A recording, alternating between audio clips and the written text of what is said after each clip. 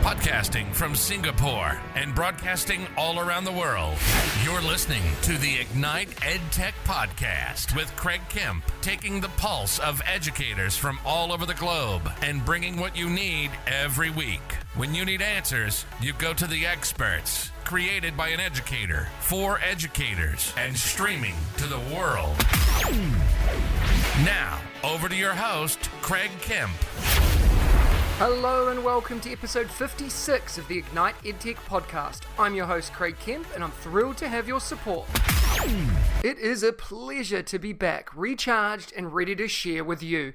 The last 3 weeks have been great to focus on my new EduSpark.World project, spend time with family, and enjoy some time out from it all. But it's so great to be back to share with you today. More to come about EduSpark later in the show. We have some huge things coming, and I can't wait to share them with you all. As most of you know, I continue to work with the incredibly talented Mark Quinn to improve the final audio quality of this podcast. He has his own podcast production studio that provides editing and mastering services to content creators. To connect with Mark, please see the details in the podcast notes below. Over the past 3 weeks, I've had the opportunity to catch up on making EduSpark an incredible learning platform for everyone. And now that we're well on our way with massive momentum, I want to come back and amplify more voices here. This week, I wanted to ask about the voices you want to amplify. Who is doing something incredible in your faculty, in your professional learning network, or just something you've done or used recently that you want to shout from the rooftop about?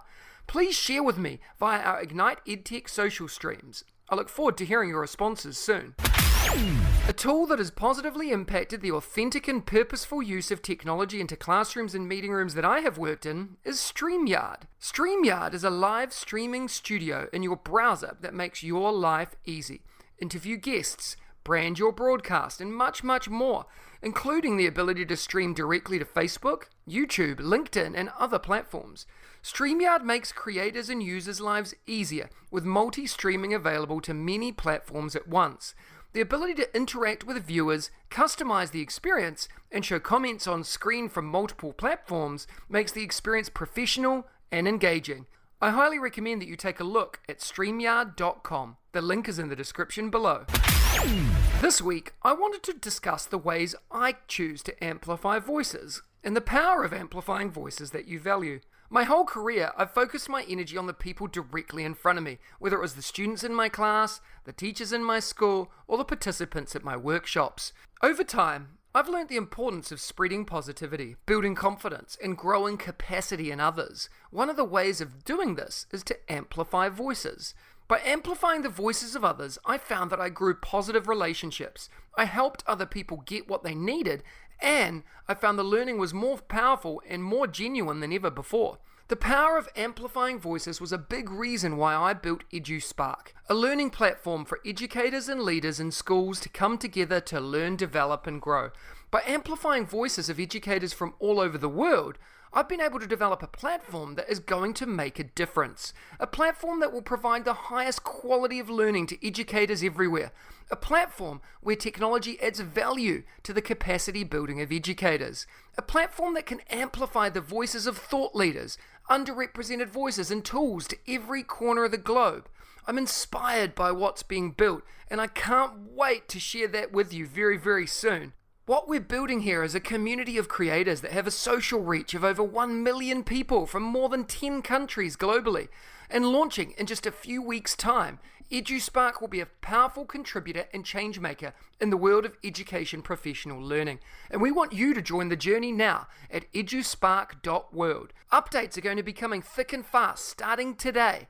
Over the coming 3 weeks, I want you to see all of this, and I don't want you to miss a beat, especially when we launch our Ignite EdTech Podcast free seats and giveaways, including some low-priced launch sale seats as well, exclusively for you. If you had the opportunity to amplify the voices of others to a global audience, like we're doing in EduSpark at a massive scale, would you jump at the opportunity, or would you let it go? I chose to jump, and I can't wait to bring you this platform very soon. I'd love to hear from you the ways that you amplify voices. Please reach out with your ideas and thoughts. Every week, I bring you a short interview with some of my edu heroes, an engaging learning experience with someone who makes a difference in education every day, with a particular focus or angle towards educational technology. This week, I had the incredible pleasure of chatting with Alec Couros. Let's have a listen to the chat. Today, I have the honor of speaking with Dr. Alec Couros, who you may know as @CourosA on Twitter with over 135,000 followers, and yes, he's blue tick authentic. Alec is a professor of EdTech and Media and the director for the Centre of Teaching and Learning at the University of Regina in Canada. He's a globally recognized researcher, consultant, and keynote speaker whose sessions, both online and in person, fill up in minutes. He is a connected educator who gives so much online. Alec, it's a pleasure to have you on the show today. Are you ready to talk about education and technology integration? I think so. Thanks for inviting me today. You're so welcome. Let's go. Why don't you start by telling us a little bit about your current role and what inspires you to do what you do? Well, my current role, I've only been in it since September 1st of last year. I'm the director of my university's Center for Teaching and Learning. I've always been involved with the center, but now I've taken on a new leadership role. So I'm responsible for developing programs and initiatives to support instructors in improving their practice right across the institution. And that's what drives me. It's something I absolutely love. Teachers and faculty members get to find new ways to engage and inspire their students, and doing so get a greater sense of fulfillment. So I'm really happy in this role. It's something that I've done certainly informally for a long time, and I'm excited to do it much more formally in this role. That's really exciting. You know, you've done so much, you do so much, and you share so much, but what's your next big goal in your career? What do you want to do or achieve that you haven't been able to do yet? So when you say next big goal, I was reflecting on this question before, and I don't know if I've ever had goals throughout my career. I was just lucky to come across things that really excited me or drove me, and I think that's great. But maybe I just canceled out a bunch of motivational speakers just for saying that, like, don't have goals. I'm not trying to say that, but I've seen my life as a big learning project, and in reflecting in nearly 30 years of teaching, the one consequential goal of that might be to go through everything I've written, everything I've thought, everything I've spoken, and see what's panned out, what didn't pan out, where I was right in my thinking, where I wasn't. I'm not suggesting a memoir really, but more like a capstone project of my life. And that's been something, and maybe with age, I'm starting to think about, did I ever get it right? Was I wrong? Where exactly was I wrong? How wrong was I? And I still want to learn from that. But I really want to come up with something, whether it's a personal document, book, or something else, just to kind of cap off some of the things that I've left unfinished, I guess, in terms of my thoughts. Maybe, so one project gets off the ground and then I take off on another one. And so that for me is really probably the big goal. It's sort of sorting through the kitchen of my mind. Yeah, I love the sound of that as well. I think it would be highly sought after. And speaking of highly sought after, you are a keynote speaker, Alec, that people want to hear and chat to and listen to. What are your key messages and takeaways from the sessions that you run? Give you 2 minutes just to inspire us. Okay. Well, much of my daily work, as you know, has been around integrating EdTech, the understanding of social media, framing digital citizenship, the power of networks. But really, if you've seen me speak, my key theme often is really about finding moments of selfless humanity in spaces on the internet where you might least expect them. There's so much hatred and divisiveness and vitriol on the web.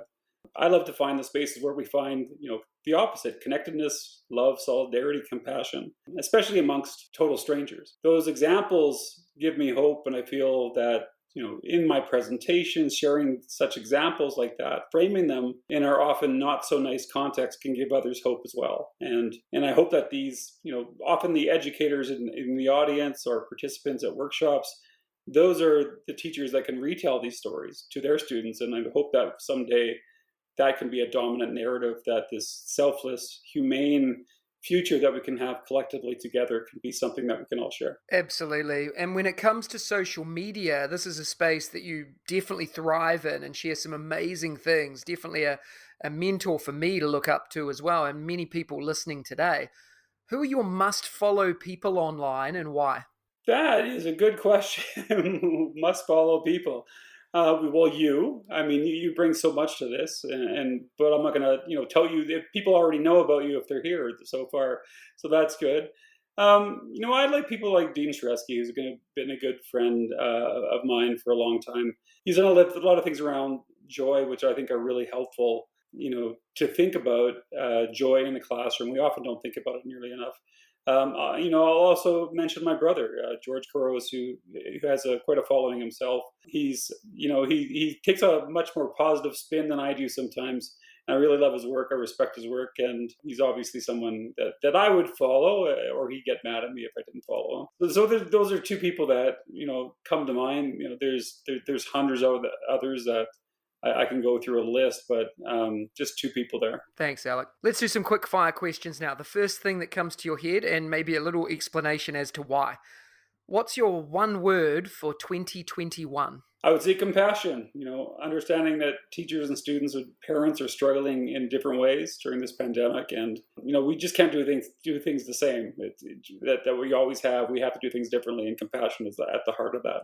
What's your favorite EdTech book or resource? I don't know how EdTech this is, but I would say Neil Postman's Amusing Ourselves to Death is probably a foundational work, something that's been really important to me in the past, and thinking about especially the idea of amusing ourselves to death, how we share so frequently on social media that we're addicted to to putting ourselves out there, and to sharing what we do for amusement versus the Orwellian comparison that he makes in the book. And what's your go-to EdTech tool that the listeners today need to try?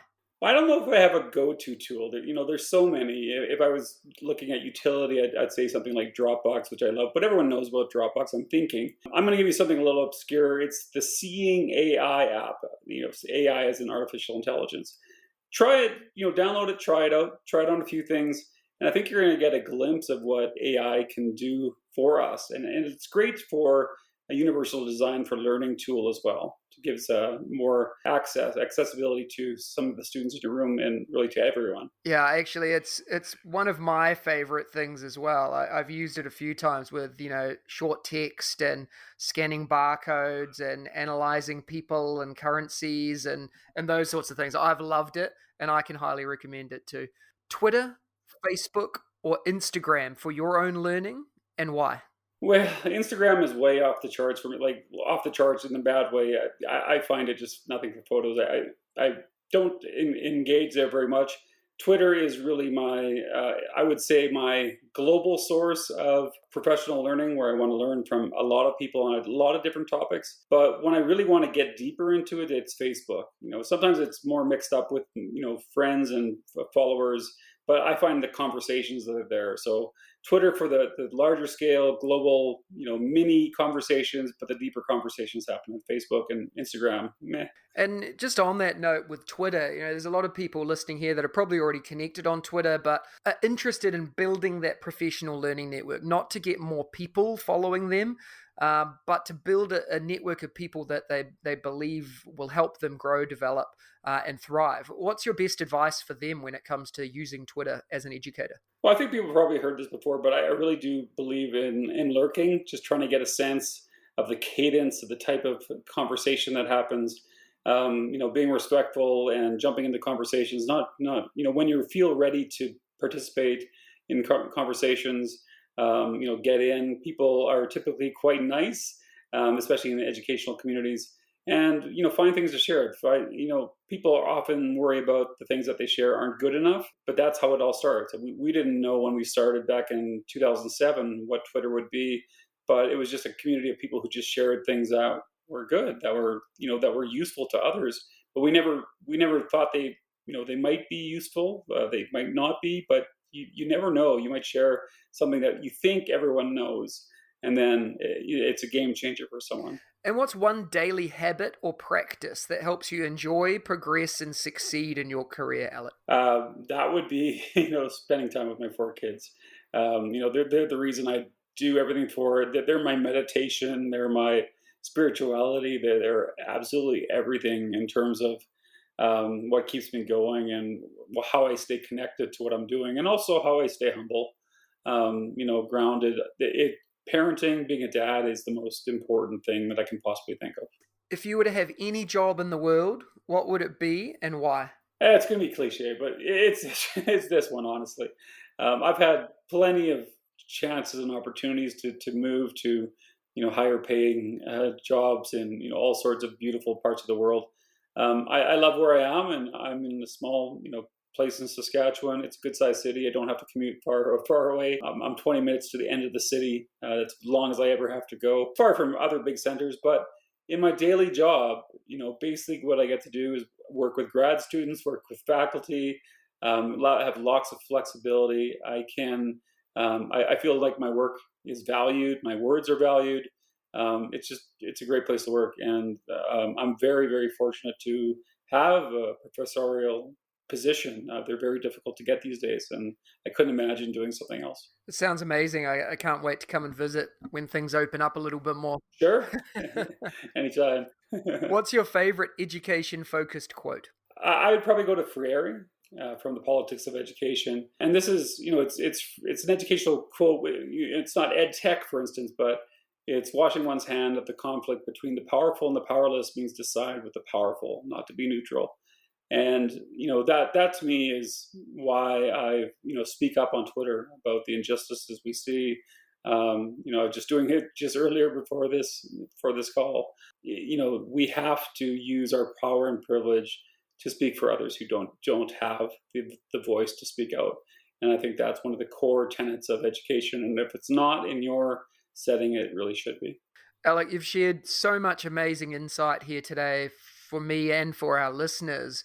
What's the best way for the listeners to follow and connect with you? Because I know they're going to want to do that. I'm easy to find on the web. By the way, there are scammers that use my image and face and sometimes my whole name, so keep away from them. So listen carefully with what I have to give you. I'm on Twitter. It's really easy to get in touch with me. My Twitter handle is COUROSA, and my email address is couros@gmail.com. COUROS@gmail.com. We'll include all the links to the things you've shared in here today, Alec. Thank you so much for your time today. Totally inspirational. I really appreciate it. Thank you so much. Thanks again. Next week, join me for episode 57 of the Ignite EdTech Podcast, when I'm joined by the incredible powerhouse that is Hamish Brewer. One of the things I love doing is giving away prizes as a thank you for tuning in, listening, and hopefully following the Ignite EdTech podcast. This week, I'm giving away 1 hour of consultancy support from Ignite EdTech to kickstart your new school year or term in style. To win this, you need to go to bit.ly/edtechwin and complete the simple form. It'll take you less than a minute to do. The link is in the description below. Competition closes on Wednesday the 28th of July, and the winner will be contacted directly by me and announced on next Friday's podcast episode. Good luck. Starting next week, we'll be giving away our first early access seats to EduSpark.World. To be the first to get access to our learning portal, listen along and be prepared to enter our competition. In addition to winning seats, share with us the names of the people in your PLN that you want to learn from within this portal, and we'll tap them on the shoulder and try to bring them on board to tailor this learning experience to your needs.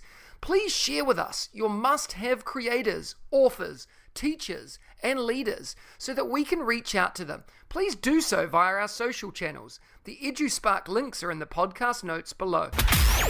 If you enjoyed today's episode, please smash that follow button and share it with your colleagues, friends, and families. Please remember to spend 2 minutes to rate this podcast too, so we can reach even more people and EdTech enthusiasts globally. Please share your favorite part of today's episode by tagging us on Twitter, Facebook, Instagram, or LinkedIn, and don't hesitate to ask me questions that I can answer in an upcoming episode. Remember, you have the chance to win as well. Check out the links in the description for more, and I'll see you again next week. If you liked today's episode, please don't forget to subscribe so you don't miss another episode.